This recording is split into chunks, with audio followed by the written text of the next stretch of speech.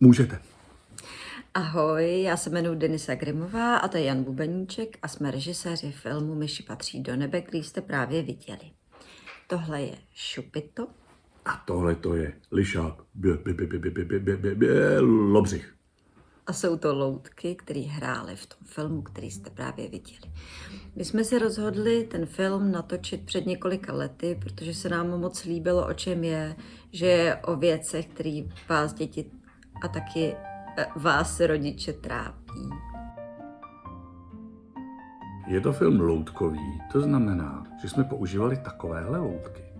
V každé té loutce vevnitř je taková kostřička z kovu, která dovoluje takhle s tou loutkou vždycky pohnout a ona tam zůstane v té póze a počká si, až ji pan kameraman vyfotí. A pak s ní pan animátor zase, nebo paní animátorka zase pohne a zase počká, až se to vyfotí. A takhle jeden obrázek po druhém se ten film animuje od začátku až do konce. Natáčeli jsme ho v Čechách, v barandovských ateliérech, rok a čtvrt. A hrálo nám v něm 100 loutek a dohromady tam bylo 85 různých prostředí, kterými ty loutky prochází. Tady ta myška, ta byla udělaná 10krát, aby mohla být na několika scénách zároveň. A lišák 8krát. Jenom pro vaši představu, v té hlavičce toho lišáka vevnitř je asi 20 pohyblivých součástek, takže může hýbat ušima, může hýbat čumáčkem, může otvírat a zavírat pusu, může koulet očima a to všechno trvá strašně dlouho a dělá se to jeden obrázek za druhým. Těch obrázků v takovém filmu je 120 000. Ten film jsme udělali podle knížky paní Ivy Procházkové, která je z České republiky a napsala stejnojmennou knížku Myši patří do nebe. Spolupracovali s námi na celém filmu Polsko, Francie a Slovensko.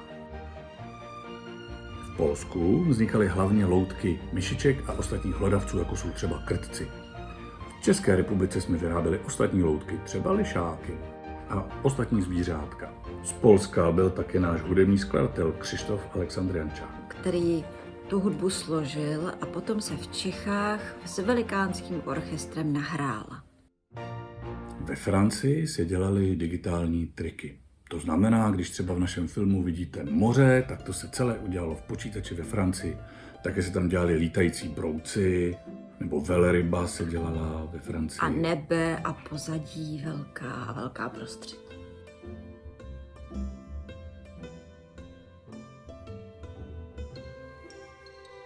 My doufáme, že se vám náš film líbil, že nejste příliš smutní. Věřte, že většinou všechno dobře dopadne.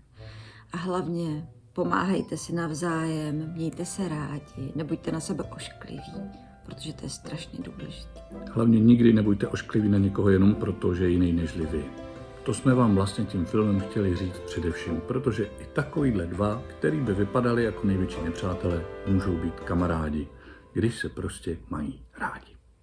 Mějte se krásně a ahoj. Ahoj.